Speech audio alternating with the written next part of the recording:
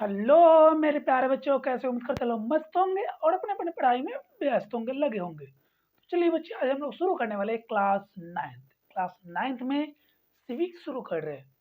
Civics chapter 1 से एकदम पूरे विस्तार में पढ़ेंगे, पूरे डिटेल में, और प्रयास करेंगे एक ही वीडियो में पूरा चैप्टर समाप्त हो जाए। जिसकी वजह से ये वीडियो थोड़ा लंबा हो सकता है। आप पूरे वीडियो को एकदम पूरे ध्यान से देखिए, पूरे एकदम आराम से देखिएगा, और जो जो टॉपिक हम बताएंगे आपको उस टॉपिक को नोट करते चलना है और याद करते चलना है। ऐसा मतलब प्रयास करेंगे पूरे एकदम शॉर्ट करके करने के लिए, ताकि जो हमारे एग्जाम में जो क्वेश्चन है वो आराम से एकदम बन जाए। तो चलिए शुरू करते हैं। जो हम लोग का पहला चैप्टर है, पहले चैप्टर का नाम है हमारे लोकतंत्र का क्रमिक विकास। क्या नाम है बाबू? लोकतंत्र का क्रमिक विकास। जो हम लोगों को पहला चैप्टर पढ़ना है सिविक्स में। कौन सा ये?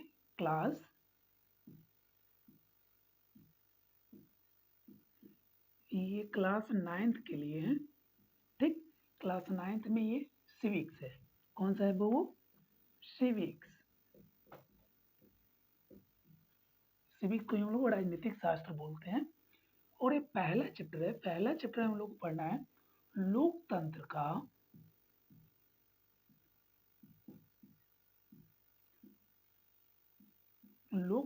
का क्रमिक विकास। लोकतंत्र का क्रमिक विकास, इसके अंदर में हम बहुत सारे देशों के बारे में पढ़ेंगे कि किस देश के अंदर में कैसे लोकतंत्र की स्थापना होती है, लोकतंत्र किस तरह से आया जाता है, लोकतंत्र को लाने के लिए क्या क्या कठिनाई झेलनी पड़ती। जैसे हम लोग छोटे बच्चे थे ना, तो उस समय एक छोटी सी गाड़ी के लिए कितना झेलना पड़ता था कि हमको वही गाड़ी चाहिए तो वही गाड़ी चाहिए, चाहे मेला में क्यों नहीं पापा से 2 थप्पड़ खा ही लेते थे, लेकिन क्या चाहिए था? वही गाड़ी चाहिए था। सेम उसी तरह से हमारे पूरे विश्व के अंदर में बहुत ऐसे देश थे जो इस लोकतंत्र को अपनाने के लिए, कौन सा हो, इस लोकतंत्र को अपनाने के लिए बहुत सारे कठिनाइयों को झेले, और झेल करके आखिरकार जिस तरह से हम लोग गाड़ी को खरीद ही लेते थे, भले 2 थप्पड़ पिटाए 4 थप्पड़ पिटाए, लेकिन किसी तरह उस गाड़ी चाहिए तो चाहिए। सेम उसी तरह से बहुत सारे देशों ने लोकतंत्र के लिए संघर्ष किया और आखिरकार लास्टली क्या हुआ? लोकतंत्र को अपनाया भी। तो इसके अंदर हम देखेंगे, सबसे पहले देखिए हम देखते हैं कि लोकतंत्र आखिर ये होता क्या है, क्यों इसके पीछे देश पागल होते हैं कि हमको लोकतंत्र चाहिए, वहाँ की जनता पागल होती है कि हमको लोकतंत्र चाहिए, हम लोकतंत्र देश में रहना चाहते हैं। आखिर ये लोकतंत्र क्या होता है?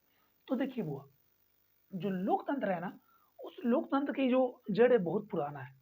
उससे पहले एक हम थोड़ा कहानी देखते हैं। कहानी देखते हैं जो हमारे सिविक्स है। कौन सा? सिविक्स।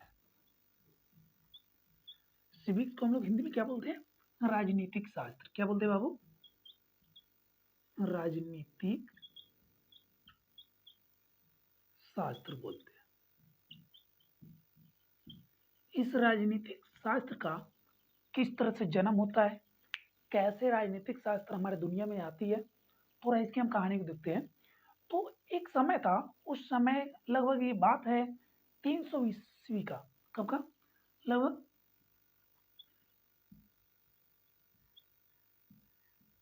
300 ईस्वी का बात है। अभी 2000 चल रहा है। 2000 चल रहा है, यानी 1700 ईस्वी पूर्व, यानी पहले ही से बीत गया। उस समय की बात है। एक व्यक्ति थे। कौन व्यक्ति थे वो? उस व्यक्ति का नाम था सुकरात। क्या नाम था? सुकरात। सुकरात एक व्यक्ति थे। ये व्यक्ति जो थे ना, ये घूम रहे थे, रास्ते में चल रहे थे। रास्ते में एक ऐसे जगह पे चल रहे थे जहाँ पे कुछ लोगों को जाना मना था। ठीक, तो उस रोड पे चल रहे थे और बहुत एकदम मस्ती से गाना गा रहे थे और चल रहे थे, जैसे एकदम पूरा मस्ती में हो। और ये सुकरात चल रहे थे, जा रहे थे। ये सुकरात थे।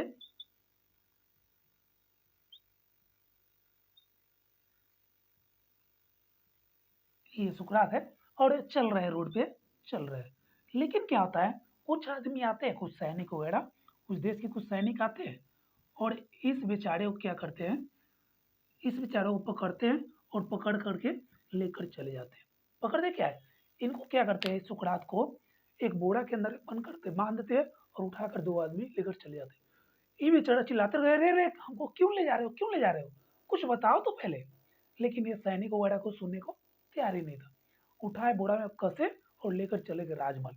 राजमहल में ले गए और इस बेचारे सुकरात का क्या हाल करते हैं, ऊपर में एक ऊपर में एक बहुत बड़ा रस्सी, बहुत बड़ा एक लोहा का छड़ वगैरह था और उस छड़ में क्या करते हैं, इस सुकरात भाई साहब को ऐसे पकड़ते हैं और उस छड़ के अंदर में रस्सी से बांधकर उल्टा टांग देते हैं और इतना पिटाई करते हैं, इतना पिटाई करते हैं, ये बेचारा चिल्ला रहा है, हमको क्यों मार रहे हो, क्यों मार रहे हो? लेकिन उसको कुछ बताया नहीं जा रहा है। जब लास्ट में खूब पिटाई कर दी है, तब लास्ट में बताया गया कि तुमको इस वजह से मारे हैं कि तुम इस रोडवा पे तो ना मैं घूम रहा था ना, उस पे घूमना माना था, उस पे सिर्फ हमारे राजा साहब जाएंगे। कौन जाएंगे? हमारे राजा साहब। तुम इस पे नहीं घूम सकते हो, लेकिन फिर भी इस पे तुम क्यों घूमे हो? और भाई साहब ये सुकरात एकदम पागल। कैसे पागल? कि हमको, जो हम घूम रहे थे इस रोड पे, हमको रोकने वाला कौन होता है? क्यों वो हमको बोला, मारा क्यों वो? क्यों हमको रोका क्यों? क्या जिस धरती में हमने जन्म लिया, उस धरती पे घूमने का अधिकार हमको नहीं है? क्या सिर्फ उस राजा को अधिकार है? ऐसा क्यों हुआ? अब ये बेचारा एकदम पागल राजा को एकदम अनेब शरीफ बहुत कुछ बोलने लगा और बोलते बोलते एकदम रास्ते में चल रहा था और मतलब इतना कुछ बेकार बोला कि हमको बोलने वाला कौन है, हम कुछ भी करें, हमको कुछ मना करने वाला क्या वो कौन होता है? क्या हमारा राजा हो गया तो हमारा सब कुछ वहीं तय करेगा? इतना बेकार मतलब उसके बारे में बोलने लगा कि जब वो राजा है तो अपने राज के लिए राजा है ना, वो अपने पद के लिए राजा है, लेकिन वहाँ के नागरिक जो कर रहा है उसको करने से क्यों मना कर सकता है वो? अब इनके सभी बातों को सुकरात के, अब सुकरात तो पिटा करके वैसे पागल हो गया था, लेकिन पागल होने के बावजूद भी कुछ ऐसे ऐसे अच्छे अच्छे बात बोले। अब उनके बातों को एक व्यक्ति था जिनका नाम था प्लेटो। क्या नाम था वो? प्लेटो एक व्यक्ति था। ये क्या करते हैं, इन सुकरात के सभी बातों को सुनते हैं और लगता है प्लेटो को वास्तव में ये जो बोल रहे हैं ना सुकरात, वो सही बात बोल रहा है। आखिर किसी देश के अंदर में कोई नागरिक कोई जन्म लिया, कोई इंसान जन्म लिया, तो उसके ऊपर में राजा का जो पूरा अधिकार होता है कि तुम ये करोगे, ये नहीं करोगे, वो क्यों ऐसा क्यों होता है? क्यों वहाँ के नागरिकों को कुछ अधिकार नहीं है? बिल्कुल होना चाहिए ना। और राजा राजा जो भी मन करे वो कर देगा, ऐसा नहीं कर सकता है। अब प्लेटो को इन सभी सुकरात के सही बात एकदम सही सी लगे कि सुकरात एकदम सही बोल रहे हैं। अब प्लेटो उनको समझने लगा कि एकदम सही बात बोल रहे हैं, इसने इनके पूरे बातों को नोट कर लिया, एक किताब के ऊपर में लिख दिया। एक किताब के ऊपर में इनके सुकरात के सही बातों को लिख दिए और उस किताब का नाम रख दिए द रिपब्लिक। क्या नाम रखे? The Republic. प्लेटो ने सुकरात के सभी बातों को, सुकरात ने जो जो बात बोला उनकी सभी बातों को एक किताब बनाई, किताब में लिख दिए और किताब का नाम क्या रख दिए? The Republic. का नाम रख दिए और कुछ उसके अंदर में खुद अपना से भी ऐड करते हैं। और उसके बाद से प्लेटो ने सुकरात को अपना गुरु समझने लगा। ऐसा गुरु नहीं कि सामने बैठ कर पढ़ो, ये पढ़ो पढ़ो, वैसा वाला नहीं, मतलब अपने मन में, अपने अंदर में उनका आत्मसम्मान बहुत मतलब बढ़ा दिए और उनको अपने अंदर बहुत बड़ा मतलब एक हस्ती के रूप में समझने लगे।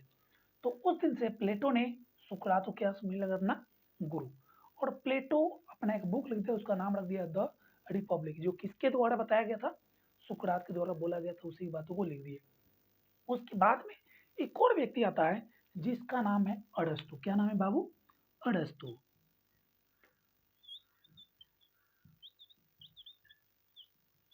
अरस्तु एक व्यक्ति आते हैं और अरस्तु क्या करते हैं, प्लेटो के इन सारे किताब को यानी द रिपब्लिक किताब को पढ़ते हैं, रीड करते हैं और लगता है कि वाकई में प्लेटो ने बहुत अच्छा काम किया है, बहुत बढ़िया से लिखे है।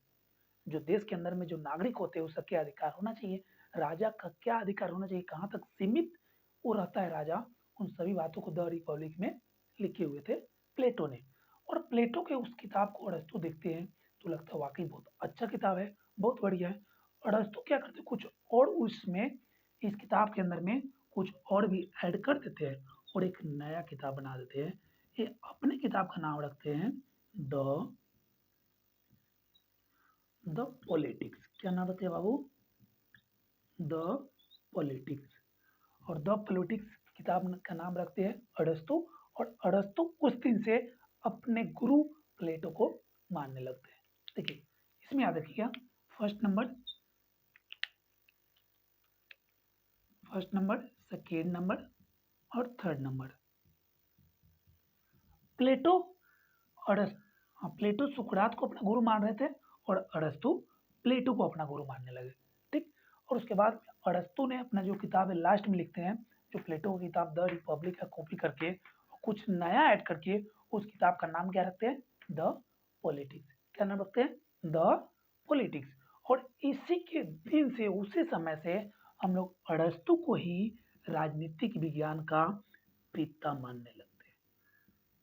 ठीक, उसी दिन से हम लोग राजनीति विज्ञान का, राजनीतिक शास्त्र का, सिविक्स का पिता किसको मानते हैं, अरस्तु को मानते हैं। किसको मानते हैं, अरस्तु को। लेकिन अगर आपसे पूछा जाए राजनीति विज्ञान, राजनीति शास्त्र का जन्मदाता, जिसने शुरुआत किया था, जन्मदाता के रूप में किसको मानते हैं, सुकरात को। किसको मानते हैं, सुकरात को। लेकिन अगर आपसे सिंपल से पूछे राजनीतिक शास्त्र का पिता किसको बोलते हैं, अरस्तु को बोलते हैं। किसको बोलते हैं, अरस्तु को बोलते हैं। यहाँ तक क्लियर है।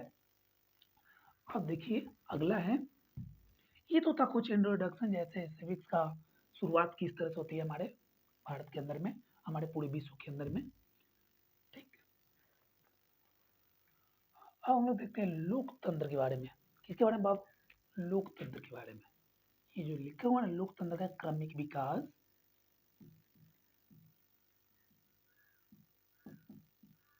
लोकतंत्र। तो देखिए लोकतंत्र की जो कहानी है ना बहुत पुराना है। लोकतंत्र एक देश में शुरू हुआ था जिसका नाम था यूनान। क्या नाम था बाबू, यूनान। यूनान एक देश है। यूनान के अंदर में एक शब्द बोला जाता था, डेमोक्रेसी। क्या था,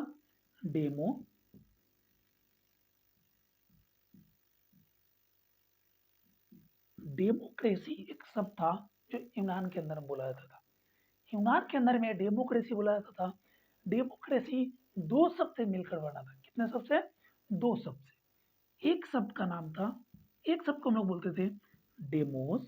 क्या बाबू, एक शब्द को बोलते थे डेमोस, और दूसरा जो शब्द था ना उसको हम लोग बोलते थे क्रेसिया। क्या बोलते थे, क्रेसिया। डेमोस, लोकतंत्र की शुरुआत होती है यूनान देश में। यूनान के अंदर में एक शब्द बोला जाता था डेमोक्रेसी। क्या, डेमोक्रेसी। डेमोक्रेसी दो शब्द से मिलकर बना था, डेमोस और प्लस क्रेसिया, दो शब्द से मिलकर बना था। डेमोस का मतलब, वो डेमोस जो बोलते थे ना हमारे यहाँ पे, उसको बोला जाता है जनता। क्या बोला जाता है बाबू, जनता। हमारे यहाँ जनता जिसको बोलते हैं ना, उसी को, जनता को ही यूनान में क्या बोला जाता था, डेमोस। क्या बोला जाता था, डेमोस। और क्रेसिया, क्रेसिया हम अपने यहाँ, अपने भारत में जिसको हम लोग शासन बोलते हैं ना, शासन, शासन को यूनान के अंदर में क्या बोला था, क्रेसिया। क्या बोला जाता था, क्रेसिया। जनता को वहां पे डेमोस बोला जाता था और शासन को क्रेसिया बोला जाता था। और देखिए इसी वजह से डेमो प्लस क्रेसी यानी दोनों को मिलाकर के एक शब्द दिया गया, डेमोक्रेसी। अब अपने भारत में क्या होता है, जनता, यानी जनता को हम लोग एक और नाम देते हैं जिसको बोलते हैं लोक बोलते हैं। क्या बाबू, लोक बोलते हैं। और शासन को हम लोग क्या बोलते हैं, शासन को क्या बोल सकते हैं, तंत्र बोल सकते हैं। क्या, तंत्र। यानी कि अब ये दोनों शब्द को एक साथ मिला दीजिए तो क्या बन जाएगा, लोक तंत्र। बन गया कि नहीं बन गया, दोनों शब्द को जब एक साथ मिला दिए तो क्या बन गया, लोकतंत्र। यहां से हो गया, ये नीचे भारत का हो गया और ये ऊपर में कहा हो गया, यूनान का हो गया। ठीक, अगर ऐसा पूछा जाए लोकतंत्र की उत्पत्ति किस देश से होती है, यूनान से होती है। यूनान में लोकतंत्र का मतलब क्या होता था, लोक को, जनता को हम लोग यूनान के अंदर में क्या बोलते थे, डेमोस बोलते थे। और शासन को यूनान के अंदर में क्या बोलता था, क्रेसिया बोला जाता था। याद रखिएगा, शासन को क्रेसिया, जनता को डेमोस। ये दोनों को जब एक साथ जोड़ देंगे, डेमोस प्लस क्रेसिया, तो क्या बन जाएगा, डेमोक्रेसी। क्या बनेगा, डेमोक्रेसी। डेमोक्रेसी का मतलब लोकतंत्र। और डेमोस का मतलब अपने भारत में जनता होता है। जनता को हम और किस नाम से जानते हैं? लोक। क्या? लोक, लोक। और क्रेसिया, क्रेसिया का मतलब क्या होता है? शासन। क्या होता है? शासन। और शासन को किस नाम से हम जानते हैं? तंत्र। तंत्र मतलब शासन। तंत्र, तंत्र मतलब शासन। अब दोनों को जब हम एक साथ मिला देंगे, लोक प्लस तंत्र, क्या? लोक प्लस तंत्र, तो क्या बन जाएगा? लोकतंत्र। क्या बनेगा? लोकतंत्र। याद रहेगा? बस याद रखना है, लोकतंत्र की उत्पत्ति किस देश से हुई है? यूनान से हुई है। किस देश से हुई है? यूनान से हुई है। ठीक, यहाँ तक याद रहेगा ना? बहुत बढ़िया। अब इसको आप लोग थोड़ा नोट कर लीजिएगा तो अच्छा रहेगा, क्योंकि बाद में रिवीजन करने के लिए काफी आसान हो जाएगा। चलिए अब अगला देखते हैं। ये तो देख लिए।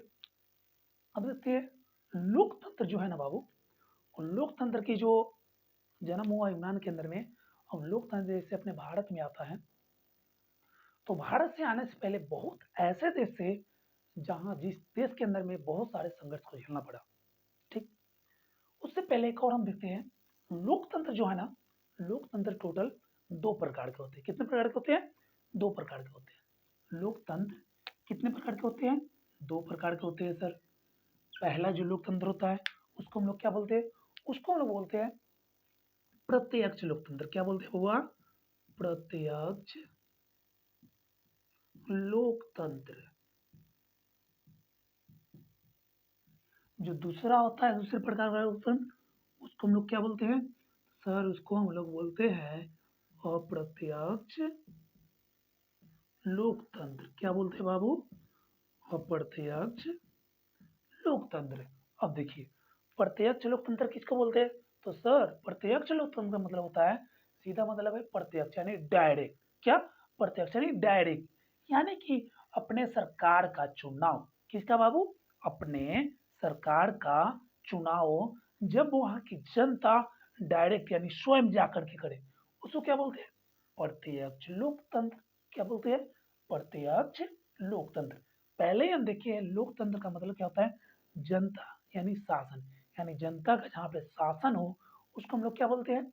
लोकतंत्र बोलते हैं ना। यानी वहाँ के नागरिक का शासन हो, तो ये दो भागों में बढ़ जाता है। एक होता है प्रत्यक्ष लोकतंत्र, यानी कि अगर पूछे प्रत्यक्ष लोकतंत्र किसको बोलते हैं, तो बताना है वो ऐसा देश जहाँ पे वहाँ की जनता डायरेक्ट, क्या? वहाँ की जनता डायरेक्ट अपनी सरकार का चुनाव करती है। वैसे लोकतांत्रिक शासन व्यवस्था को हम लोग कौन सा लोकतांत्रिक शासन बोलते हैं? प्रत्यक्ष लोकतंत्र बोलते हैं। क्या बोलते हैं? प्रत्यक्ष लोकतंत्र बोलते हैं। याद रहेगा ना? अब देखिए, अप्रत्यक्ष लोकतंत्र किसे बोलते हैं पूछा जाएगा। अप्रत्यक्ष लोकतंत्र किसे बोलते हैं? तो यहाँ पे हम देखिए डायरेक्ट, यानी आओ तुमको हम चुनाव करें, तुम हमारा राष्ट्रपति बनेगा या नहीं बनेगा। यहाँ पे अप्रत्यक्ष, हम तुमको नहीं चुनेंगे लेकिन हम दूसरे को चुनेंगे और वो करेगा क्या? तुम्हारा चुनाव करेगा। ठीक, हम तुम्हारा चुनाव डायरेक्ट हम नहीं करेंगे, यानी उस देश का जो राजा होगा उसका चुनाव वहाँ की जनता नहीं करेगा, लेकिन कौन करेगा? उस जनता के द्वारा कोई दूसरा कोई चुना गया होगा और वो व्यक्ति क्या करेगा? उस सरकार का चुनाव करेगा। समझ में नहीं आया? कोई बात नहीं, रिलैक्स। देखिए क्या बोले हैं?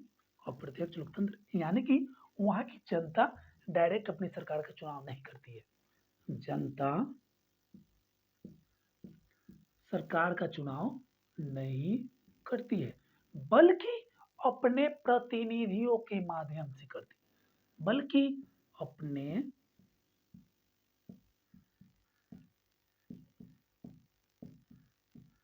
प्रतिनिधियों के माध्यम से अपनी सरकार का चुनाव किया जाता है। उसे ही हम क्या बोलते हैं? अप्रत्यक्ष। अभी भी समझ में नहीं आ पता है हमको? आखिरकार ये प्रतिनिधि कौन होता है? प्रतिनिधि का मतलब होता है बुआ, जिसको हम लोग चुने हैं। जैसे आप याद कीजिए, आपके मम्मी पापा आपके विधायक आपके विधायक जी के चुनाव में वोट दिए थे कि नहीं दिए थे? दिए थे ना। आपके मम्मी पापा आपके दादाजी क्या आपके जब सांसद का चुनाव हो रहा था, उसमें आपके मम्मी-पापा जाकर वोट दिए थे कि नहीं दिए थे? दिए थे ना? अगला, जब आपके मुखिया का चुनाव हो रहा था, किसका हुआ? मुखिया का। ये बताइए मुखिया के चुनाव में आपके मम्मी-पापा वोट दिए थे कि नहीं दिए थे? दिए थे ना? बस यही है प्रतिनिधि हमारा। कौन है? प्रतिनिधि। कौन है? यही सब है। जो छोटे लेवल पे जो घूसखोरवा सब होता है, पैसा लूटने वाला, अपने जेब में रखने वाला और जो काम आता है जनता करने के लिए, वो काम तो भूल ही जाए। पहले अपना पेट भरेंगे, अपना पॉकेट भरेंगे, उसके बाद में जनता को देखेंगे, बचेगा थोड़ा, उसके बाद में देख लेंगे। तो यही सब होता है हमारा प्रतिनिधि। घूस खाने वाला, जो लूटने वाला कौन है? प्रतिनिधि है।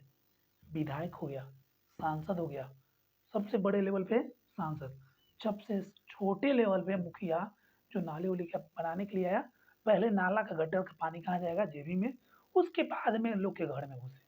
ठीक। तो जब पूछे प्रतिनिधि का मतलब क्या होता है, तो छोटे लेवल पे जो हमारे नेता होते हैं, उसी नेता को हम क्या बोलते हैं? प्रतिनिधि बोलते हैं। किसको बोलते हैं?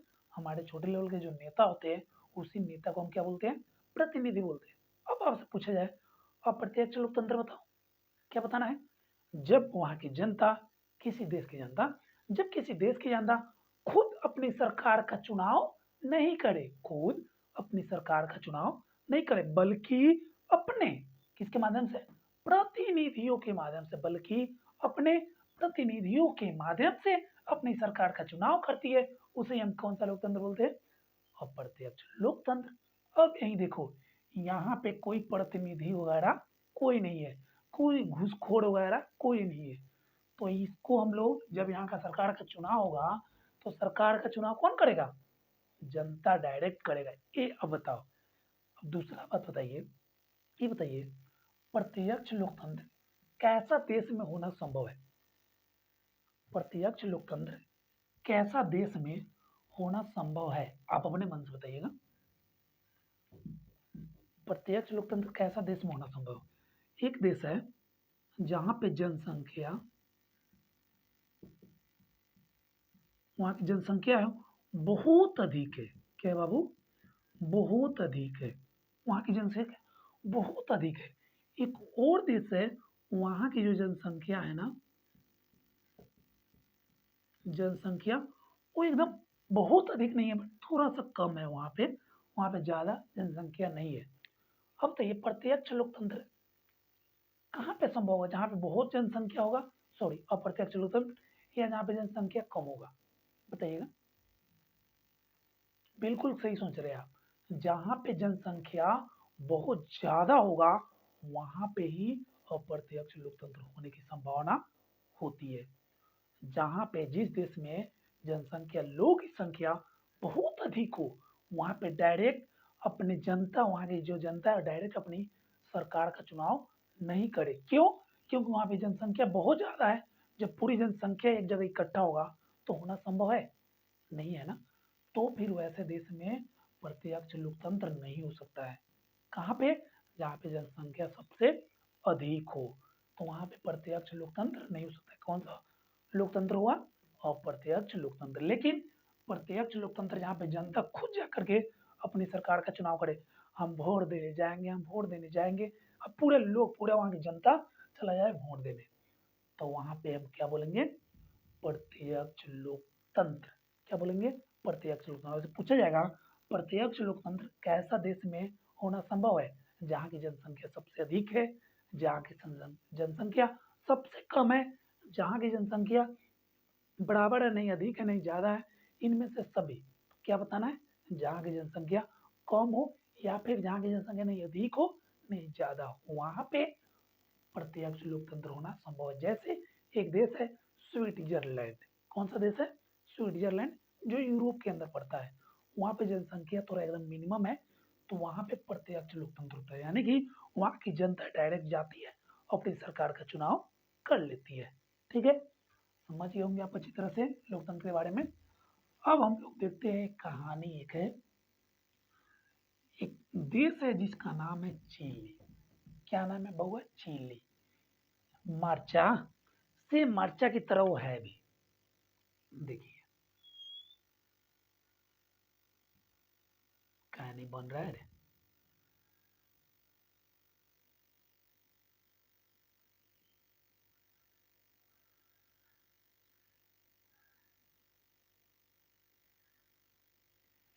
ये देशवा ना है ना सोचना कि ये देश है, ये एक महादेश है। महादेश का मतलब क्या होता है? बहुत सारे देशों को मिला करके जब एक बड़ा सा देश बनाया तो उसे क्या बोलते हैं? महादेश। ये जो महादेश है ना बाबू, ये महादेश है दक्षिण अफ्रीका। कौन सा है? सॉरी, दक्षिण अमेरिका है।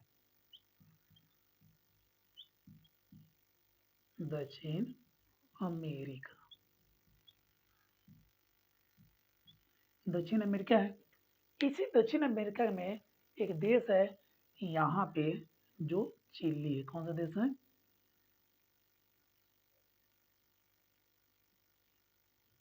ये एक देश है जिसका क्या नाम है बाबू? चिली नाम है। चिली ये देश है। क्या होता है, इस चिली के ऊपर में ब्रिटेन वाले जो हमारे भारत को गुलाम बनाए थे, वही ब्रिटेन वाले इस चिली को भी गुलाम बना के रखे थे। ठीक, इस चिली को गुलाम बना के रखे थे ब्रिटेन वाले। लेकिन 1810 का बाबू, 1800 1810 में चिली स्वतंत्र हो जाता है। ठीक, 1810 में चिली स्वतंत्र हो जाता है। स्वतंत्र होने के बाद में क्या होता है, यहाँ पे कुछ चुनाव वगैरह होता है और उसके बाद में यहाँ पे कुछ नेता वगैरह होते हैं। लेकिन यहाँ के चिली के अंदर में क्या होता है, 1970 के अंदर में, कब बाबू? 1970 में एक बार चुनाव होता है। 1970 में चिली में चुनाव होता है। चिली में 1970 में चुनाव होता है। और 1970 में चुनाव होने के पश्चात एक वहाँ पे व्यक्ति थे जिनका नाम था सल्वाडोर आयंदे। क्या नाम था बाबू? सल्वाडोर। चुनाव होता है। चुनाव के अंदर में एक व्यक्ति था जिनका नाम था सल्वाडोर आयंदे। आयंदे क्या होता है, 1970 के चुनाव में सल्वाडोर आयंदे भाई साहब चुनाव में खड़ा होते हैं। और ये जैसे चुनाव में खड़ा होते हैं, ये अपना पार्टी का नाम रखते हैं सोशलिस्ट पार्टी। कौन सी पार्टी बाबू? Socialist, socialist party. Socialist party के द्वारा सल्वाडोर आयंदे चुनाव में 1970 के चुनाव में चिली के अंदर में चुनाव लड़ते हैं। और चुनाव के अंदर में बहुत भारी मतों से इनकी विजय होती है। यानी बहुत लोग इनको मिल करके वोट देते हैं, वोट में जीत जाते हैं। वोट में जैसे जीतते हैं तो उसके बाद में सल्वाडोर आयंदे जो थे, वो क्या करते हैं, चिली के विकास के लिए बहुत सारी योजनाएं लाने लगते हैं। उस योजना में क्या क्या था, जैसे जो छोटे बच्चे हैं जो बहुत बीमार से मर जाते हैं, उसके लिए सरकारी अस्पताल खोला जाने लगा। जो ऐसे बच्चे हैं जो बहुत गरीब है, जो स्कूल में नहीं पढ़ सकते हैं, उसके लिए सरकारी स्कूल चालू किया जाने लगा। जो बूढ़े इंसान है, जो अपने बीमार का दवा कराने के लिए उसके पास पैसा नहीं है, उसके लिए सरकार से पैसा मिलने लगा। जो गरीब है, जिसे खाने के लिए जिसके पास में अनाज नहीं है, उसको अनाज दिया जाने लगा। यानी इतनी अच्छी तरह से चिली के अंदर में सल्वाडोर आयंदे ने नियम बनाया और देश को चलाने के लिए बहुत बेहतरीन तरीके से लोगों को लगने लगा कि वाकई अब हमारा उद्धार होने लगा। लेकिन जैसे जैसे ऊपर में ही एक देश है जिसका नाम है चुतियाखोर अमेरिका। क्या नाम है? अमेरिका। इसको अब लगने लगा, इस अमेरिका को, कि अगर यहाँ पे अगर कोई देश का ऐसा अगर कर रहा है तो वाकई हमारे लिए क्या है, ये बुरा बात है। जो हमारे किताब में इस अमेरिका के बारे में नहीं दिया है, लेकिन पूरी कहानी यहाँ पे अमेरिका का ही है। अमेरिका क्या करने लगता है, यहाँ के चिली के अंदर में एक सेनापति था। कौन था? सेनापति, जिसका नाम था अगस्तो पिनोसे। क्या नाम था बाबू? Augusto, Augusto Pinochet. Augusto Pinochet यहाँ का सैन्य अधिकारी था, जो सबसे उच्च लेवल का अधिकारी होता है, वो सैन्य अधिकारी था।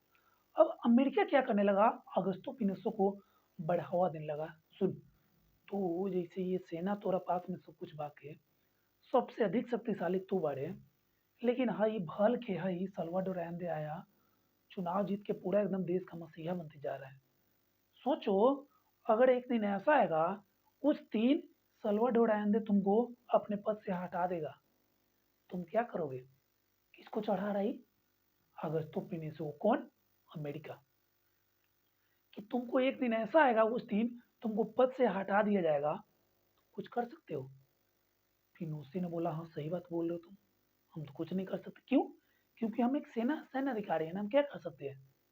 बस इसी चीज का फायदा उठाओ तुम अभी सैन्य अधिकारी हो, तुम्हारे अंदर में तुम्हारे देश का पूरी सेना है, तुम अभी जो भी चाहोगे वो कर सकते हो। लेकिन अगर तुमको अपने पद से अगर हटा दिया जाए, सैन्य अधिकारी पद से, तुम्हारे पास में कुछ नहीं होगा। उस समय तो अगर तुम चाहोगे कुछ करने के लिए, कुछ नहीं कर सकते हो। एक गधा पिनोसे ने क्या करता है, चुट्टा बोलता है उसे, अमेरिका से, कि अब बताइए हमको क्या करना चाहिए। अमेरिका क्या बोलता है, तू बकलोल है एक नंबर के, क्या करना चाहिए तुम्हारे पास में? जब इतना अधिक शक्ति है, इतना अधिक पावर है, सल्वाडोर आयंदे को खत्म करो, मार दो, हटा दो उसको। अभी बात पिनोसा के अंदर में बैठ जाती है अच्छी तरह से। पिनेसो को लगने लगता है कि वाकई अगर हमें पूरे देश के लिए बहुत अच्छा, अगर ऊंचे लेवल हमको जाना है, सबसे अधिक शक्तिशाली बनना है, तो हमको क्या करना होगा? सल्वाडोर आयंदे की हत्या करना जरूरी है। ठीक। अब क्या होता है, ये छोटा गधा दूसरे अमेरिका के कहने पर 11 सितंबर को, कब बाबू? 11 सितंबर 1973 को, 1973 को चुनाव कब हुआ था? 1970 में। 70 में ही सल्वाडोर आयंदे चुनाव जीते थे। लेकिन 11 सितंबर 1973 को क्या होता है, ये चुट्टा अगस्तो पिनेसे को गिरफ्तार कर लेते हैं उनके राजमहल से। जैसे उनके भवन से गिरफ्तार किया जाता है, गिरफ्तार करने के बाद में ये ऐसे जगह पे ले जाते हैं जहाँ पे अगस्तो को, आयंदे साहब को मार दिया जाता है, मार के खत्म कर दिया गया। उसके बाद से पूरे चिली के ऊपर में, ये जो चिली देश है, चिली के ऊपर में अगस्तो पिनोसे ने अपना पूरा मतलब शासन कर लिया, पूरे क्षेत्र को अपने कब्जे में कर लिया। इसी को हम बोलते हैं सैनिक तख्ता पलट। क्या बोलते हैं? तख्ता पलट होता है ना, जो तख्ता पलट, यानी जब सैनिक के द्वारा, जो सैन्य अधिकारी वहां पे, सैनिक के द्वारा उस राज्य के शासक को मार करके हटा दिया जाए और खुद से उस पूरे देश पे अपना शासन कर लिया जाता है, उसी को हम क्या बोलते हैं? तख्ता पलट, यानी सैनिक तख्ता पलट। और अगस्तो पिनोसे बकलोल क्या करते हैं, दूसरे कहने पर अपने राष्ट्रपति, अपने प्रधानमंत्री की हत्या करके और खुद वहां पे शासन कर लेते हैं, खुद वहां पे पूरा सब कुछ अपने अंदर ले लेते हैं। उसी को हम बोलते हैं सैनिक तख्ता पलट। और ये कब होता है चिली के अंदर में? 11 सितंबर 1973 को। कब होता है? 11 सितंबर 1973 को। अब क्या होने लगा, अगस्त तख्ता पलट जैसे हो जाता है, वहां पे सैन्य शासन हो जाता है। लेकिन पूछा जाए 1970 में चुनाव हुआ था, चुनाव के अंदर में जो चिली में कौन सा शासन व्यवस्था थी? कौन सा था? लोकतंत्र था, क्योंकि लोगों के द्वारा आयंदे साहब चुन कर आए थे। लेकिन जैसे उसको मार करके अपना खुद का अधिकार कर लेते, उसको बोलते हैं सैनिक तख्ता पलट, यानी सैन्य शासन व्यवस्था। क्या बोलते हैं? सैन्य शासन व्यवस्था। कब होता है चिली में? 11 सितंबर 1973 को। 11 सितंबर 1973 को सैनिक शासन व्यवस्था आ जाती है। उसके बाद में चिली में सैनिक शासन व्यवस्था चलने लगती है। लेकिन 2006 में ऐसे ऐसे फिर से वहां पे चुनाव होते रहता है, फिर से 2006 में फिर से वहां पे चुनाव होती है, 2006 में।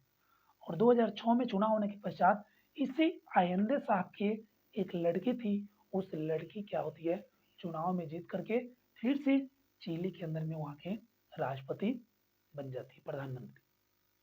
ठीक, ये कहानी आप सुन लिए। एक और ऐसी ही कहानी है, जो कहानी है पोलैंड के बारे में। अगर आपसे पूछा जाए चिली किस देश में है, तो चिली है किस महादेश में है? दक्षिण अमेरिका में। किस में? दक्षिण अमेरिका में।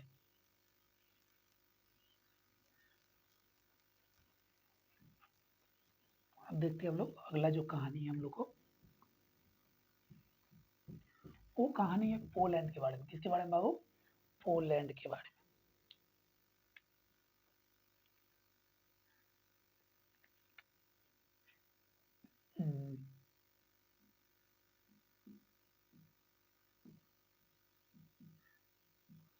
पोलैंड, पोलैंड जो है ना बुआ, पोलैंड अगर आपसे पूछे पोलैंड किस महादेश में है, तो आपको क्या बताना है? यूरोप महादेश में। किस में है? यूरोप महादेश में। यूरोप महादेश के अंदर में पोलैंड एक देश है जो उतना भी बड़ा भी नहीं है। पोलैंड के अंदर क्या होता है, वहाँ पे शुरू से ही समाजवादी एक पार्टी था, उसका वहाँ पे सरकार चल रही थी। पोलैंड के अंदर में समाजवादी पार्टी की सरकार शुरू से चल रही थी। जो एक व्यक्ति था वहाँ पे, जारू जिलेस्की, क्या नाम था उसका? जारू जिलेस्की। जारू जिलेस्की। जारू जिलेस्की जो व्यक्ति था, उनके नेतृत्व में पोलैंड के अंदर में सरकार चल रही थी। और जारू जिलेस्की का एक पार्टी था जिसका नाम था पोलिश यूनाइटेड वर्कर्स पार्टी। क्या नाम था बुआ? Polish United Polish United workers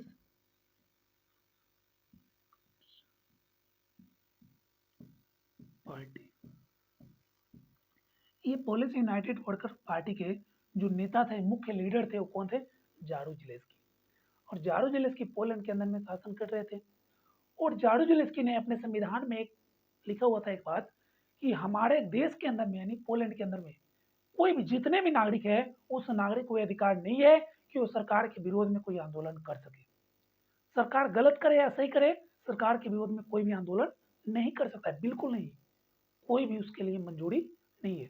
अगर कोई करे तो उसके ऊपर में जो हमारे सैन्य अधिकारी है, पुलिस अधिकारी है, वो कार्रवाई एकदम निश्चित रूप से कर सकता है। ठीक। अब जैसा वो संविधान था जारू जेलेस्की जो बनाया हुआ था पोलैंड के अंदर में, अब क्या होता है, एक समय था, उस समय के अंदर में ये बात है 14 अगस्त 1980 को, सॉरी बच्चों, ये बात है कुछ दिन पहले की, लगभग ये बात है, एक समय था, उस समय क्या होती है, एक जगह है, उस जगह का नाम आपके बुक में दिया हुआ है, क्या है,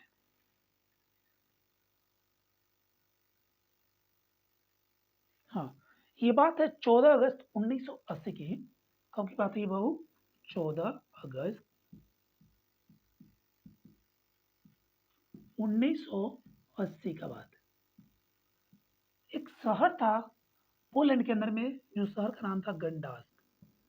गंडास्क शहर, गंडास्क शहर के अंदर में एक फैक्ट्री था, उस फैक्ट्री का नाम था लेनिन जहाज कारखाना। क्या नाम था बुआ? लेनिन जहाज कारखाना।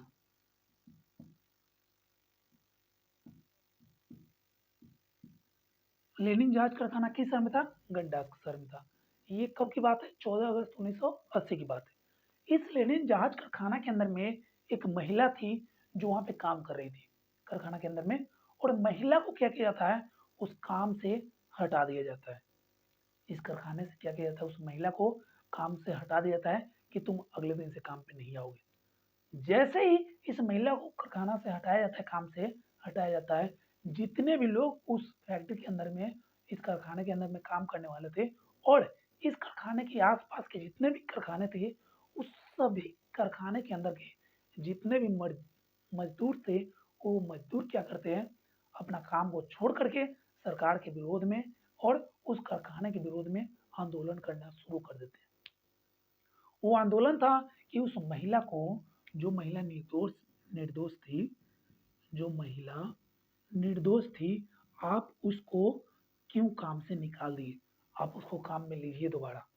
तब जा कर के हम जो ये आंदोलन करें उस आंदोलन को बंद करेंगे, अन्यथा हम आंदोलन को जारी रखेंगे। ठीक, आंदोलन को हम जारी रखेंगे, लेकिन उस महिला को काम में वापस नहीं लिया जाता है। फिर क्या होता है, उस आंदोलन के अंदर में बहुत सारे जितने भी वहां पे वर्कर्स थे वो सब जुड़ने लगते हैं। बहुत सारे वर्कर्स वहां पे आ जाते हैं और उस आंदोलन में बहुत सारे जितने भी मजदूर थे सब मजदूर आ जाते हैं। उस मजदूर को देख करके एक उसी के बगल में एक कारखाना था, उसी कारखाने के अंदर में एक व्यक्ति था, जो व्यक्ति था एक छोटे लेवल का इंजीनियर थे। क्या थे? इंजीनियर। इंजीनियर जो थे वो जैसे देखते हैं इस सभी लोग आंदोलन को, अब वो सोचते हैं इसका नेतृत्व करने वाला कोई अच्छे व्यक्ति पढ़ा लिखा नहीं है। अब जो मजदूर वो भी इंजीनियर ही थे, छोटे से कंपनी में वो भी काम कर रहे थे, वो आते हैं इन सबका मदद करने के लिए। उस व्यक्ति का नाम रहता है लेकोवालेसा। क्या नाम था वो? लेकोवालेसा। लेकवालेसा।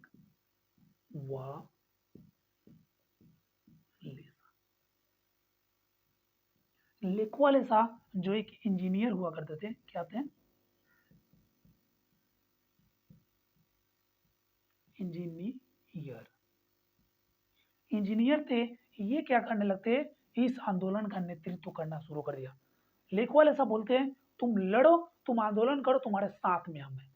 कोई भी बोले उससे पहले हम उसके साथ में, हम उससे बात करेंगे, आंदोलन करो। अब क्या होता है, लेखवाल ऐसा पूरे आंदोलन का नेतृत्व करने लगते हैं और आंदोलन का नेता बन जाते, मुख्य नेता। नेता बनने के पश्चात क्या होता है, लेखवाल ऐसा वहां पे आंदोलन शुरू हो जाता है। अब क्या होता है, कुछ दिन बाद में सरकार के साथ में समझौता होती है, किसके साथ में? लेखवालेसा के साथ में। लेकिन लेखवालेसा के साथ में समझौता होने से पहले सरकार को जैसे झाड़ू जिलेस्की को इस बात की पता चलता है, खबर चलता है कि गंडास शहर के अंदर में वहाँ के मजदूरों ने आंदोलन कर रहे हैं, एक साथ धरना धर रहे हैं। अब जैसे इस बात का पता चलता है एकदम आग बबूला हो गए और पूरे फोर्स को, पूरे सेना को भेज देते हैं इस आंदोलन को रोकने के लिए। आंदोलन को रोकने के लिए जैसे सेना आती है, बहुत सारे लोगों को इतना पीटा जाता है, इतना अधिक बेरहमी से मारा जाता है, जिसमें बहुत सारे लोग एकदम पूर्ण रूप से घायल होते हैं, बहुत बुरी तरह से मारा जाता है। और घायल होने के पश्चात क्या होता है, यहाँ के आंदोलन जो थे और अधिक बाउल, मतलब और अधिक, जैसे होता है ना कि आग लगा उसमें जाकर के आप तेल छिड़क दो और एकदम आग बढ़ जाएगा, सेम वही कारण होता है वहाँ के फोर्स के आकर उसके ऊपर में लाठी चार्ज करना। अब वो आंदोलन और एकदम भयंकर रूप ले लिया और इतना भयंकर रूप ले लिया कि इस आंदोलन, मतलब पूरे शहर को एकदम तहस नहस करने के लिए तत्पर हो गया। अब झाड़ू जिलेस्की को लगता है कि इस आंदोलन को शांत करने का एक ही उपाय है, हमको जाकर के डायरेक्ट बात करना होगा। लेकिन अगर हम जाएंगे इस पूरे आंदोलन के बीच में तो शायद वहाँ की जनता हमको मार दे। तो फिर क्या होता है, इसके अंदर में जो मुख्य इसका लीडर था, नेता बन गया था लेकोवालेसा। लेकोवालेसा को बुलाया जाता है और एक समझौता किया जाता है। उस समझौता को हम लोग 21 सूत्री समझौता के नाम से जानते हैं। कौन सा? 21 सूत्री। आपसे पूछ सकता है 21 सूत्री समझौता किसके किसके बीच में हुआ था? तो झाड़ू जिलेस्की और लेकोवालेसा के बीच में हुआ था। ठीक, अब जैसे ये समझौता आता है, इसी समझौता को ही हम लोग गंडास संधि के नाम से भी जानते हैं। क्या नाम से हुआ? गंडास संधि। अब इस संधि के अंदर में 21 बातों के ऊपर में सहमति ली जाती है झाड़ू जिलेस्की की। झाड़ू जिलेस्की की सहमति ली जाती है और जैसे ही ये समझौता खत्म होता है, समझौता के बाद में एक लेखवालेसा एक संगठन बनाते हैं। उस संगठन को हम लोग बोलते हैं मजदूर संघ बोलते हैं। क्या बोलते हैं? मजदूर संघ। लेखवालेसा के नेतृत्व में उसके बाद में एक संगठन बनता है, संगठन। उस संगठन का क्या नाम रखा जाता है? मजदूर, क्योंकि वहां के कर्मचारियों का था, मजदूर संघ।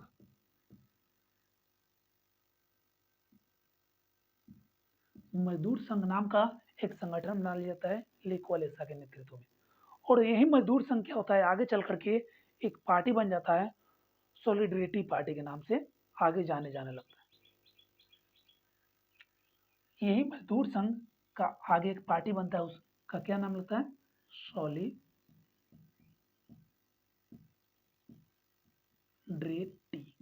सॉलिड्रेटी पार्टी बन जाता है मजदूर संघ मिलकर के। और वो पार्टी बन जाता है, उसके बाद में फिर से जारूजेलेस्की से एक वहाँ पे पोलैंड के अंदर में एक सम्मेलन किया था। उस सम्मेलन के अंदर में क्या होता है, 1989 में सरकार से समझौता होती है और फिर से 21 सूत्री समझौता हो जाता है। और 21 सूत्री समझौता होने के बाद में क्या होता है, जारूजेलेस्की से लेक वालेसा 1989 में कब हुआ? 1989 में समझौता होती है। और समझौता के बाद में बोला जाता है कि आप क्या कीजिए, पूरे देश के अंदर में एक लोकतांत्रिक चुनाव करा लीजिए, यानी कि हमारे पोलैंड के अंदर में जितने भी नागरिक रहने वाले हैं सबका सहमति एक बार हो जाए कि हमारे देश का सरकार कौन बनेगा। अब भाई बकलोल छोटा, इसको इतना भी नहीं पता है कि लेकवाल ऐसा पूरे देश का, पूरे जनता का, पूरे जो मुख्य लेवल है छोटे लेवल का, उस सब का एक बहुत बड़ा एक गुरु बन चुका है, यानी बहुत बड़ा एक भगवान के रूप में बन चुका था लेकवाल ऐसा। अभी इसको ये नहीं पता था जब चुनाव में हम खड़ा होंगे तो उसके बाद में चुनाव हम जीतेंगे, ये जीतेगा। लेकिन 1989 से पहले इस पोलैंड के अंदर में कोई चुनाव नहीं हो रहा था। इसके विरोध में, जारूजेलेस्की के विरोध में, जो पार्टी का नाम था पोलिश यूनाइटेड वर्कर्स पार्टी, इसके विरोध में कोई भी पार्टी आज तक वहां पे, यानी 1989 तक इसके विरोध में कोई पार्टी चुनाव में खड़ा नहीं हुआ था। खड़ा किसने नहीं होने दिया था? जारूजेलेस्की ने, कि तुम हमारे चुनाव में, हमारे देश में खड़ा नहीं हो सकते हो। सिर्फ एक ही पार्टी होगी, कौन पार्टी होगी? Polish United workers party. लेकिन सबसे पहली बार पोलैंड के अंदर में 1989 में समझौता होती है, उसके पश्चात 1990 के अंदर में, 1990 में चुनाव होता है। उस चुनाव में पोलिश यूनाइटेड वर्कर्स पार्टी और सॉलिडरिटी पार्टी यानी मजदूर संघ चुनाव में खड़ा होते हैं। चुनाव में खड़ा होते हैं, आप लोग सोच लिए होंगे चुनाव में कौन जीतेगा? कौन जीतेगा? लेक वालेसा जीतेगा, यानी मजदूर संघ चुनाव में क्या हो गई, 1990 के चुनाव में जीत जाती है। जैसे 1990 के चुनाव में जीत जाती है, 1990 के बाद से क्या होते हैं, इस पोलैंड के अंदर में लोकतंत्र की स्थापना होती है और लोकतंत्र उसके पश्चात वहां पे चलने लगता है। ठीक, आप अभी तक दो देशों की कहानी सुने और इस दो देशों की कहानी में आप ये देखें कि दोनों के अंदर में कितना अधिक, कितना अलग अलग तरह की वहां पे समस्याएं थी। अब हम लोग देखते हैं दोनों के अंदर में क्या कॉमन बातें थी, यानी कि क्या क्या अलग थी। एक हम लोग देखे थे चिली के बारे में। किसके बारे में हुआ? चिली के बारे में कहानी सुने हैं। एक हम लोग देखे पोलैंड के बारे में।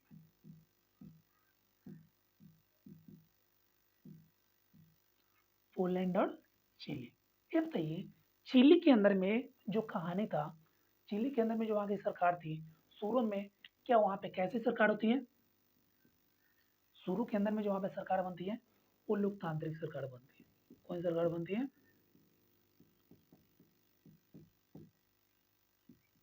लोकतांत्रिक सरकार बनती है। लेकिन वहां पे तख्ता पलट करके और फिर से कौन सरकार आ जाती है चिली के अंदर में? सैन्य शासन व्यवस्था। कौन सी हुआ? सैन्य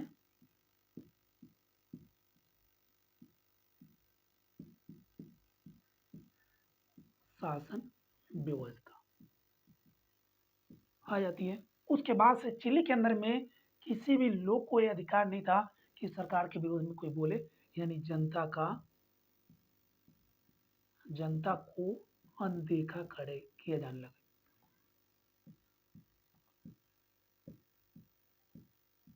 अनदेखा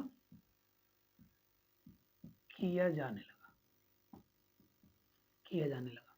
उसके बाद भी क्या यहाँ पे घटना घटती है, जनता को अनदेखा किया जाने लगता है। फिर वहां पे जितने भी जनता अपने अधिकार को लेकर के मांग करते हैं, उस अधिकार का विरोध कर देता है कि किसी भी अधिकार को हम नहीं मानेंगे। जैसे फिर उसके बाद में वहां पे चुनाव होता है। एक वहां पे, जैसे वहां पे चुनाव होता है 2006 के अंदर में। कब हुआ? 2006 में फिर से वहां पे लोकतांत्रिक सरकार की स्थापना होती है। कौन सरकार की? लोकतांत्रिक सरकार की स्थापना होती है। इससे पहले क्या हुआ था, वहां पे 1988 के अंदर में, कब हुआ, 1988 के अंदर में वहां पे जनमत संगणना कराया जाता है। जनमत संगणना, ये जनमत संगणना था, ये किसके विरोध में हुआ होगा, तो ये जनमत संगणना जो हुआ था ना, जो वहां पे अगस्तो पिनोसे था, जो सैन्य अधिकारी, उसके विरोध में हुआ था। अगस्तो पिनोसे, अगस्तो पिनोसे ने 1988 में जनमत संगणना कराते हैं, और उस जनमत संगणना में अगस्तो पिनोसे को एकदम विरोध, एकदम कड़ा जवाब मिलता है, और एक भी जनता वहां पे अगस्तो पिनोसे को नहीं मानते और उसको पद से छोड़ना पड़ता है, हटना पड़ता है।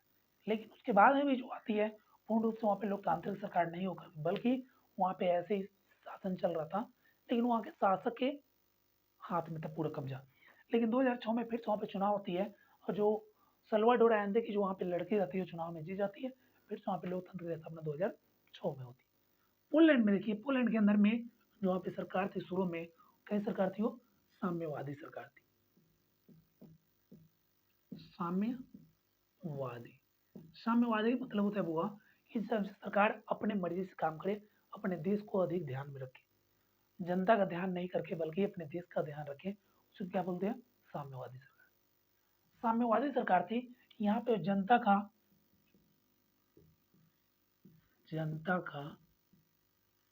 कोई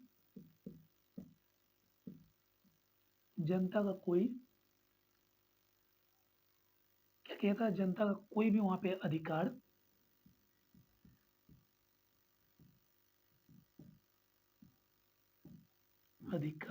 नहीं था। यहाँ पे एक ही क्या था, यहाँ पे एक ही पार्टी हुआ करता था, एक पार्टी ही, दूसरी पार्टी चुनाव में खड़ा नहीं हो सकता है। उसके पश्चात फिर क्या होती है, पोलैंड के अंदर में जैसे एक ही पार्टी था, वहां के अंदर में एक मजदूर संघ की वहां पे स्थापना होती है, और मजदूर संघ किसके नेतृत्व में होता है, लेक वालेसा के नेतृत्व में। लेक वालेसा फिर से वहां पे चुनाव कराते हैं 1990 के अंदर, फिर से वहां पे चुनाव होती है, और 1990 में लेक वालेसा यानी मजदूर संघ क्या होते हैं, चुनाव में जीत जाते हैं, और फिर से वहां पे लोकतंत्र की स्थापना हो जाती है, कहाँ पे, पोलैंड के अंदर में। आप अभी तक मात्र दो देशों की कहानी देखिए कि दो देशों में कितना अधिक संघर्ष झेलना पड़ेगा हमारे दो देशों को कि लोकतंत्र वहां पे आए। अब हम लोग देखते हैं हुआ अगला जो कहानी है, एक और देश की, जो देश है लोकतंत्र की शुरुआत किस तरह से होती है। उसके अंदर में एक देश है जिसका नाम आप लोग सुने होंगे, अमेरिका नाम, क्या हुआ, सॉरी ब्रिटेन पहले, उसके बाद में अमेरिका देखेंगे। एक लाइन से देखते हैं ताकि याद रहेगा, क्या है, ब्रिटेन। ब्रिटेन जो है ना बाबू, ब्रिटेन के अंदर में वहां की जितने भी सरकार थी, वो सरकार क्या करती है, वहां के लोगों को अपने कब्जे में रखने का काम करती है। अपने कब्जे में रखने का मतलब कि वहां की जितने भी सरकार थी, वो सरकार क्या करती है, वहां की जनता को कोई भी बात नहीं सुना जाता है। अब वहां की जनता एकदम आंदोलन करने पर तत्पर हो गए थे कि सरकार हमारी एक भी बात को नहीं सुन रही है। अब वहां की जनता क्या करने लगी, सरकार के विरोध में आंदोलन करना शुरू करती है, और जैसे ही वहां की सरकार का एकदम अत्याचार बढ़ जाता है पूरा लेवल पे, अब जनता को सहन होने वाला नहीं था। ये बात हुआ 1688 की, कब की हुआ, 1688। 1688 के अंदर में ब्रिटेन के अंदर में एक क्रांति होती है, जो वहां की जनता के द्वारा किया जाता है। उस क्रांति को हम लोग गौड़ोपुर क्रांति के नाम से जानते हैं। गौड़ोपुर क्रांति है ना।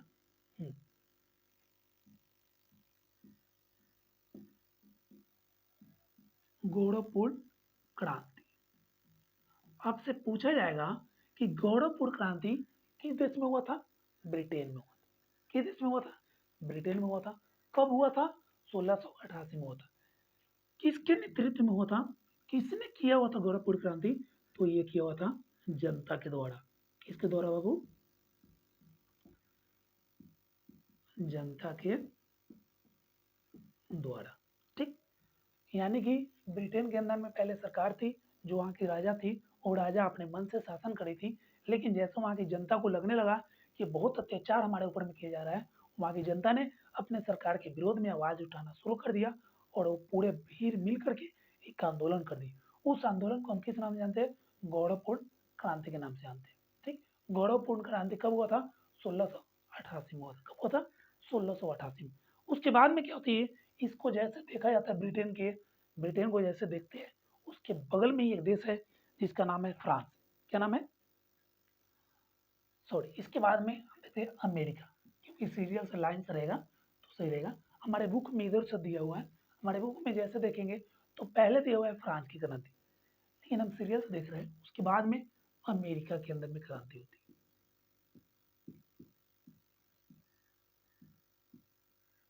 अमेरिका के अंदर में क्रांति होती है।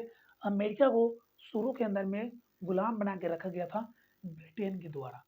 अमेरिका गुलाम था ब्रिटेन का, लेकिन अमेरिका के अंदर में आंदोलन वहाँ के लोगों ने ब्रिटेन के विरोध में करते हैं। ठीक, जैसे वहाँ पे ब्रिटेन के विरोध में आंदोलन किया जाता है, ये बात है 1776 की। कब की हुआ? 1776 की। 1776 के अंदर में जो वहाँ पे आंदोलन किया जाता है, उस आंदोलन के बाद में यहाँ पे अमेरिका के अंदर में जो जनता के विरोध में आंदोलन होती है, उसके बाद में 1789 में 1776 में आंदोलन होता है। क्या होता है? आंदोलन किसके विरोध में? ब्रिटेन सरकार के विरोध में। जैसे ब्रिटेन इसको आजाद कर दे 1776 में अमेरिका को, उसके बाद में अमेरिका के अंदर में 1789 में संविधान लागू कर दिया जाता है। संविधान लागू होता है, और उसके बाद से अमेरिका स्वतंत्र हो गया, और अमेरिका के अंदर में लोकतंत्र आ जाती है, बोलता है लोकतंत्र आ गया, और 1789 से संविधान बन जाती है। संविधान के पश्चात क्या होता है? अमेरिका एक लोकतांत्रिक देश का स्थापना कर चुका था। ठीक, उसके बाद एक देश है जिसका नाम है फ्रांस। क्या नाम है? फ्रांस। फ्रांस के अंदर में जैसे ही सारी घटनाओं को देखती है, फ्रांस के पश्चात क्या होता है? 1789 में। कब बाबू? 1789 के अंदर में फ्रांस के अंदर की जो जनता थी, वो अपने सरकार का विरोध करना शुरू करती है। जैसे ही आप देखिए ऊपर में, ब्रिटेन के अंदर में आंदोलन कब हुआ था? 1688 में। अमेरिका के अंदर में 1776 में। संविधान कब लागू हुआ? 1789 में। इन दोनों देशों को जैसे देखा जाता है, फ्रांस के अंदर में फ्रांस की जनता को लगने लगा कि अब हमारे ऊपर में हमारी सरकार काफी अत्याचार कर रही है। उस अत्याचार से मुक्ति पाने के लिए क्या करना होगा? आंदोलन करना होगा। तो फिर क्या होती है? 1789 में फ्रांस के अंदर में बहुत बड़ा लेवल पे आंदोलन शुरू हो जाता है, और वो आंदोलन होता है। उसके बाद में आंदोलन के पश्चात क्या होता है? फ्रांस आजाद हो जाता है। फ्रांस के अंदर में एक राजा था जिसका नाम था लुई 16वां। क्या नाम था? लुई 16वां एक राजा था, लुई 16वां। लुई 16वां इतना अत्याचारी राजा था कि अपने मन से वहाँ पे अपने जनता का ध्यान नहीं रखकर अपने पूरे मर्जी का ध्यान रखता था, जो मन करे वो किया करता। लेकिन 1789 में जैसे अत्याचार के विरोध वहाँ की जनता आंदोलन करती है, 1793 में कब हुआ?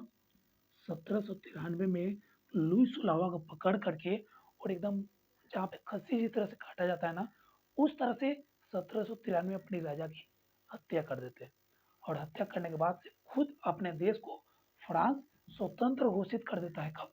1789 में। 1789 में स्वतंत्र घोषित करने के पश्चात वहां पे जितने भी सरकार थी, वो अपने आप को राजशाही नहीं बन करके बल्कि लोकतंत्र की स्थापना कर दी जाती है, और जो सरकार जिसको चाहती है वही वहां पे सरकार उसके पश्चात बनने लगता है। ठीक, उसके पश्चात अगला जो आंदोलन हम लोग को देखना है, जो अगला आंदोलन है वो है न्यूजीलैंड के बारे में। किसके बारे में हुआ? न्यूजीलैंड। न्यूजीलैंड न्यूजीलैंड के अंदर में क्या था? हाँ, 1900 कब तक हुआ? 1989 तक, सॉरी 1990 से पहले कोई भी ऐसा हमारे पूरे विश्व में देश नहीं था उस देश के अंदर में सार्वभौमिक अधिकार प्राप्त था। मतलब सार्वभौम अधिकार मतलब सभी लोगों को वोट देने का अधिकार प्राप्त किसी को भी नहीं था 1990 से पहले। एकमात्र देश था न्यूजीलैंड जिसको यह अधिकार प्राप्त था कि हमारे देश में पूरे जितने भी लोग वयस्क मताधिकार यानी कि वयस्क लोग बड़े लोग हुए हैं वो अपना वोट सरकार के लिए दे सकते हैं कि कौन सरकार हमारा बनेगा 1990 में। लेकिन उससे पहले 1989 तक, कब तक, सॉरी 1893 तक इंग्लैंड के अंदर में भी ये व्यवस्था नहीं थी। लेकिन 1893 में संविधान को बना दिया जाता है कि न्यूजीलैंड के अंदर में जितने भी 18 वर्ष से उम्र के ऊपर के लोग हैं वो अपने सरकार को चुनाव कर सकते हैं। ठीक, उसके बाद में आता है एक देश है जिसका नाम है, उसके बाद अपना ही आता है 1900 के बाद में अपना भारत आता है। कौन सा हुआ? भारत। भारत जैसे ब्रिटेन का जो पहले गुलाम हुआ करता था, ब्रिटेन से आज़ाद होती है 1947 में। कब? 1947 में। और 1947 के बाद भारत में भी लोकतंत्र की स्थापना हो जाती है। जैसे हमारा संविधान लागू होता है उस समय से हमारा भारत भी एक लोकतांत्रिक देश बन गया। ठीक, और आज तक कोई भी दिक्कत हमारे भारत में नहीं हुआ। उसके बाद में क्या हुआ? घाना एक देश है जो दक्षिण अफ्रीका में पड़ता है। अफ्रीका महादेश के अंदर में एक देश है जिसका नाम है घाना। क्या नाम है? घाना। घाना जो आजाद होता है, घाना भी गुलाम था ब्रिटेन का ही। अपने देश से 10 साल बाद में यानी 1957 में ब्रिटेन से घाना आजाद होती है और ब्रिटेन के अंदर भी लोकतंत्र की स्थापना हो जाती है। लेकिन लोकतंत्र की स्थापना से पहले घाना के अंदर में वहाँ पे जितने भी जो लोग रहते थे ना उन लोग के ऊपर में वहाँ की सरकार ने बहुत अत्याचार किए थे। वहाँ पे एक व्यक्ति था जिसका नाम था लामे एनक्रूमा। क्या नाम था बुआ? घाना के अंदर में एक व्यक्ति था जिनका नाम था लामे एनक्रूमा। लामे एनक्रूमा जो थे ना एक शिक्षक थे, एक टीचर थे।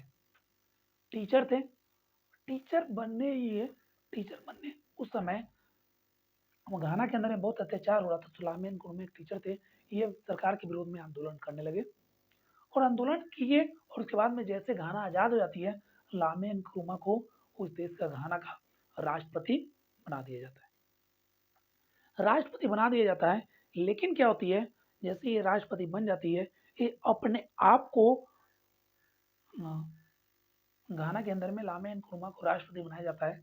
ये अपने आप को एक संविधान संशोधन करने के बाद में और इसके मन में आता है सबसे पहले सोचो अगर हम राष्ट्रपति है तो एक ना एक दिन ये लोग हमको पद से क्या करेंगे? हटा देंगे। हमको पद पे बने रहना है तो क्या करना होगा? संविधान के अंदर में कुछ ऐसा बदलाव करना होगा ताकि लोग हमको पद से नहीं हटा सके।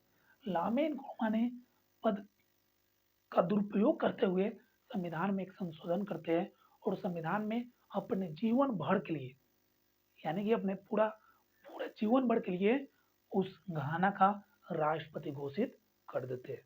यानी जब तक हम जिंदा है तब तक हमको पद से कोई नहीं हटा सकता है। और क्या होती है 1966 में 1966 में लामे एनक्रूमा को वहाँ के एक सैन्य अधिकारी था, क्या करते हैं इनको मार करके और वहाँ पे तख्ता पलट कर देते हैं। तख्ता पलट का मतलब आप पढ़ चुके हैं। तख्ता पलट का मतलब क्या होता है? जब वहाँ के सैन्य अधिकारी अपने सरकार को मार करके खुद वहाँ पे शासन कर ले उसे क्या बोलते हैं? तख्ता पलट बोलते हैं। तो तख्ता पलट कब हुआ था? 1966 में। लोकतंत्र की स्थापना कब होती है? 1957 में होती है। लामे एनक्रूमा राष्ट्रपति बनते हैं, लेकिन संविधान में ऐसा संशोधन करते हैं कि हम जब तक हम जीवित रहेंगे तब तक घाना का हम राष्ट्रपति प्रधानमंत्री रहेंगे। लेकिन 1966 में जो वहाँ के सेना अधिकारी थे वो इनको मार करके हटा देते हैं और वहाँ पे खुद अपना शासन स्थापित कर लेते हैं। ठीक। फिर से अब हम देखते हैं अगला एक देश है जिसका नाम है रूस। क्या नाम हुआ? रूस। और रूस जो था ना बाबू, वो 1991 से पहले बहुत बड़ा देश हुआ करता था रूस। अभी भी तो वर्तमान में सबसे बड़ा देश कौन सा है? रूस ही है। लेकिन 1991 से पहले और बड़ा देश था। 1991 में वहाँ के जो कुछ क्षेत्र थे, उस देश का कुछ टुकड़ा था, वो बोले हम रूस के साथ में नहीं रहेंगे। रूस से पहले उस क्षेत्र का नाम था संयुक्त यूएसएसआर, उसको बोलते थे। क्या बोलते थे? यूएसएसआर। यूएसएसआर के नाम से जाना जाता था रूस पहले, 1991 से पहले। लेकिन 1991 में यूएसएसआर टूट करके टोटल 15 देश अलग अलग बन जाते हैं। कितने देश बनते हैं? 15 देश। 15 देश अलग अलग हो जाते हैं। 15 देश अलग अलग होने के पश्चात क्या होता है, उसी में एक जो बड़ा देश था वो बन जाता है रूस। कौन सा? रूस। और रूस अभी वर्तमान में बचा हुआ है। बाकी जो 15 देश, जो अलग अलग 14 देश थे, वहां पे लोकतंत्र की स्थापना हो जाती है। यानी कि वहाँ की जनता अपने द्वारा वहाँ की सरकार का चुनाव करेंगे और पूर्ण रूप से वहाँ पे लोकतंत्र स्थापित हो जाती है। ठीक। उसके बाद में देश आता है एक जिसका नाम है नेपाल। कौन सा?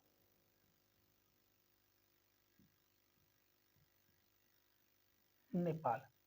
नेपाल का बहुत बड़ा कहानी है। नेपाल जो हुआ होता है, नेपाल के अंदर में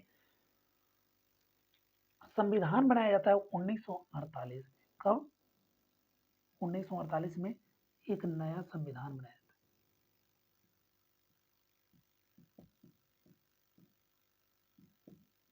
है। नेपाल के अंदर में 1948 में एक नया संविधान बनाया जाता है और उस संविधान में ये लिखा जाता है कि हमारे देश में यानी नेपाल के अंदर में राजा के पास ही सर्वशक्ति प्राप्त है। किसके पास हुआ? राजा के पास में सर्वशक्ति प्राप्त है, उस संविधान में लिख दिया जाता है। लेकिन जैसे उस संविधान में लिखा जाता है, 1960 में फिर से वहाँ पे चुनाव होती है। चुनाव के बाद में क्या होता है, राजा वहाँ पे अलग हो जाते हैं और राजा को शक्ति पूरा खत्म कर देती है। लेकिन वहाँ की राजा ये बात स्वीकार नहीं करती है। फिर से वहाँ पे मतलब बहुत उलट पुलट वहाँ पे फिर से सरकार होती है। फिर से 1990 में फिर से नया संविधान लागू किया जाता है। फिर संविधान में फिर से यही बात लिखी जाती है कि सरकार राजा के पास ही सबसे बड़ा शक्ति होगा। उस समय तक यहाँ का राजा का जो नाम था ना, वो महेंद्र था। कौन था? महेंद्र। महेंद्र वहाँ पे राजा बनते हैं। फिर 1990 के बाद में फिर एक राजा बनते हैं जिसका नाम था देवेंद्र। क्या नाम था बाबू? देवेंद्र। देवेंद्र बनते 1990 के बाद में।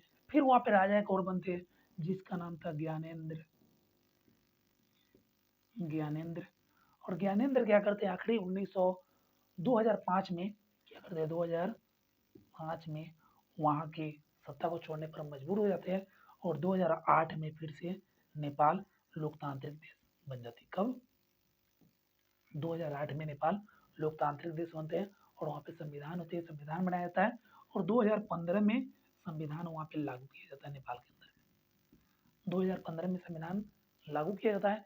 लेकिन क्या होता है, आप कुछ दिन पहले सुने होंगे, 2025 में नेपाल के अंदर में फिर से तख्ता पलट हो गया। वहाँ की जो सरकार थी उसके विरोध में बहुत सारे वहाँ पे मतलब बात सुनने को मिली थी। ठीक। इसके बाद में हम देखते हैं जो अपना पापी एक देश है, दुराचारी, जिसके बारे में जितना कुछ बोलिए कम है। उस देश का नाम है, क्या बोलिए आपको, आप तो समझ ही गए होंगे किसके बारे में बोलना चाह रहे हैं। जितना ये बोलते हैं उतना कम ही है, जितना गाली दीजिए उतना कम है। चुट्टा पाकिस्तान।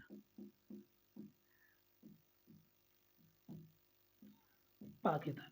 पाकिस्तान हरामी के बारे में आप जानते हैं कि ये हमारे देश के साथ ही आज़ाद हुआ था और हमारे देश से अलग हो गया।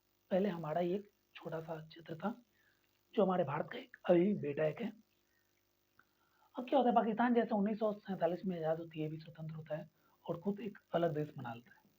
1947 में 1947 में खुद को एक अलग देश घोषित कर देते हैं और अलग देश बन जाता है। उसके बाद में यहाँ पे लोकतांत्रिक सरकार आती है। ठीक। लेकिन लोकतांत्रिक सरकार आने से पहले 1990 में एक लोकतांत्रिक सरकार आने से पहले वहाँ की जो आ जाता है, उसके बाद में कुछ नहीं चलता है लोकतांत्रिक सरकार, और वहाँ पे जो सैन्य अधिकारी था वो यहाँ की सरकार को मार करके और वहाँ पे सैनिक शासन स्थापित कर लेते हैं पाकिस्तान के अंदर में। फिर से 1990 में फिर से वहाँ पे चुनाव होता है। कब?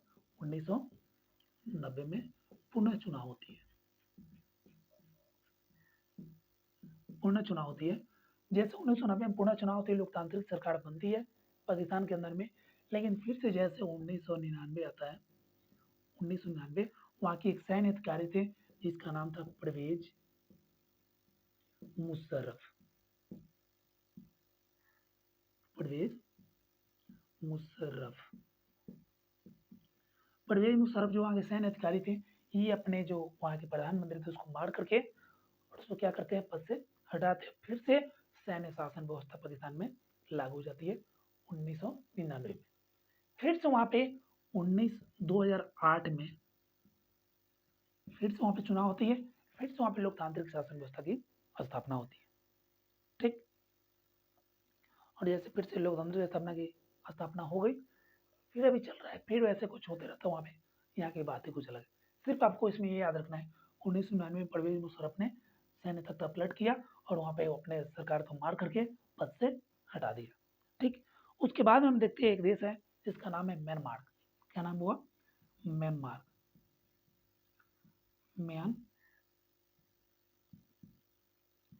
म्यांमार को हम पहले वर्मा के नाम से जानते थे। कौन सा नाम? वर्मा। जो म्यांमार है ना, हमारे भारत के पूर्व में जो है ना, वहीं पे बसा हुआ है। म्यांमार के अंदर में क्या होती है, जैसे ये देश आज़ाद होती है 1948 के अंदर में। कब होती है? 1948 में आज़ाद होती है। 48 में आज़ाद होने के बाद में यहाँ पे लोकतंत्र की स्थापना होती है, लेकिन फिर वहाँ पे मार दिया जाता है और वहाँ की सरकार को मार करके हटा दिया जाता है। फिर से वहाँ पे सैनिक शासन व्यवस्था आ जाती है। अभी कुछ दिन पहले आप सुने होंगे 2023-24 में वहाँ पे एक युद्ध हुआ था, जो वहाँ की सरकार को मार करके हटा दिया गया और फिर से सैनिक शासन व्यवस्था स्थापित हो गई। फिर एक और देश है जिसका नाम क्या है, सैनिक नहीं, अब तो खत्म ही हो गया, खत्म हो गया देश का कहानी। अब सबसे लास्ट एक टॉपिक बचा हुआ है जो हमको पढ़ना है, यूएनओ के बारे में। किसके बारे में बाबू? यूएनओ के बारे में। संयुक्त राष्ट्र संघ जिसको बोलते हैं, क्या बोलते हैं? संयुक्त राष्ट्र संघ।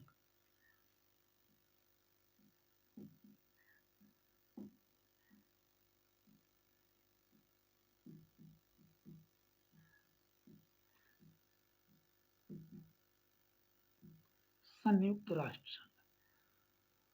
संयुक्त राष्ट्र संघ का आपसे एक पूछ सकता है, स्थापना कब हुआ था? स्थापना कब हुआ था? संयुक्त राष्ट्र संघ का स्थापना आपसे पूछेगा और टोटल इसमें कितने सदस्य हैं वो पूछेगा।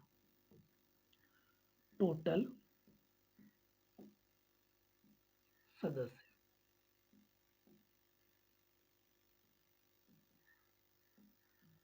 जो आपकी किताब में दिया हुआ है, किताब में टोटल सदस्यों की संख्या 192 दिया हुआ है, लेकिन वर्तमान में एक और बढ़ गया है और टोटल 193 हो गए। कितने हो गए हैं? 193। स्थापना पूछेगा, संयुक्त राष्ट्र संघ की स्थापना कब हुआ था? तो 1945 में हुआ था। कब हुआ था? 1945। संयुक्त राष्ट्र संघ का टोटल 6 अंग है। कितना अंग है हीरो? 6 अंग है। एक हम लोग बोलते हैं महासभा। क्या बोलते हैं? महासभा।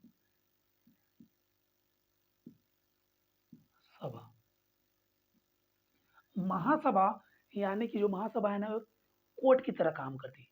यानी किस अंग में क्या क्या चल रहा है, क्या गड़बड़ चल रहा है, वो एक कोर्ट के रूप में काम करती है।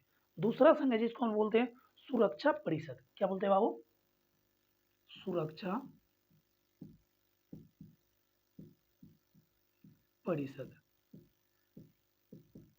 सुरक्षा परिषद में टोटल सदस्यों की संख्या, सदस्य देशों की संख्या 15 होती है। कितनी होती है? 15 होती है। 15 होती है।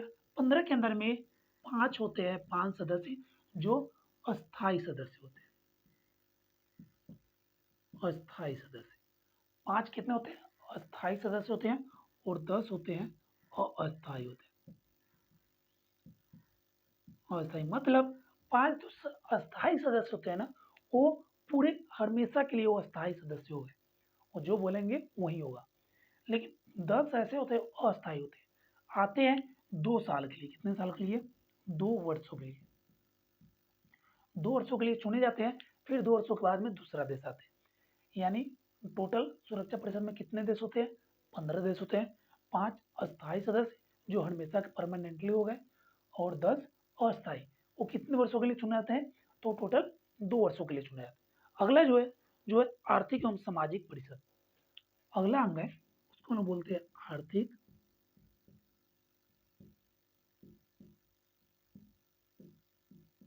ये हम लोग का लास्ट टॉपिक है बाबू, आर्थिक एवं सामाजिक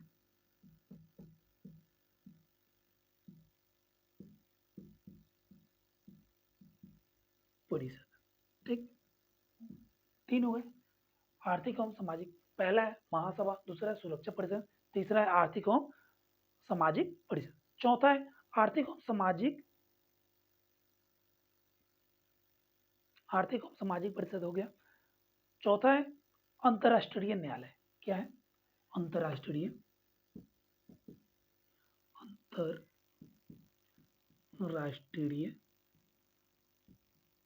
न्यायालय। अंतर्राष्ट्रीय न्यायालय चौथा है। पांचवा है सचिवालय। क्या है? सचिवालय। पांचवा अंक को हम क्या बोलते हैं?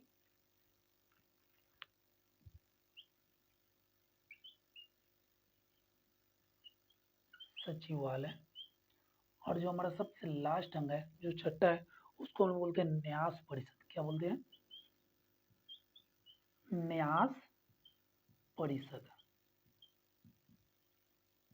यहाँ पे देखा, ध्यान देना, न्याय एक होता है, तो न्याय नहीं, क्या है? न्यास परिषद।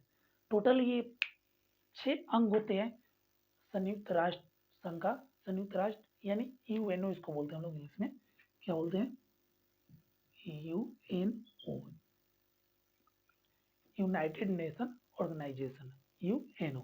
ठीक, यूएनओ कितने टोटल अंग है? 6 अंग है। इसकी यूएनओ की स्थापना कब हुआ था? 1995 में। इसकी टोटल सदस्यों की संख्या कितनी है? 193। यूएनओ का अंग कितना है? 6 अंग है। पहला अंग है महासभा, दूसरा अंग है सुरक्षा परिषद। सुरक्षा परिषद में टोटल कितने सदस्य होते हैं? 15 सदस्य होते हैं। 5 होते हैं अस्थायी और 10 होते हैं अस्थायी। अस्थायी कार्यकाल कितने वर्षों का होता है? 2 वर्षों का होता है। तीसरा जो अंग है उसको बोलते हैं आर्थिक एवं सामाजिक परिषद। चौथा अंग है उसको बोलते हैं अंतर्राष्ट्रीय न्यायालय। पांचवा अंग है जिसको बोलते हैं सचिवालय, और छठा अंग है जिसको बोलते हैं न्याय परिषद। इसके बाद में ये पूरी चैप्टर हमारा खत्म हो जाता है। आप इसको देखिए और नोट्स अच्छी तरह से बना लीजिए, और अपने एग्जाम के लिए काफी जरूरी है। ठीक, तो अपना ध्यान रखिए और पढ़ाई करते रहिए। जय हिंद।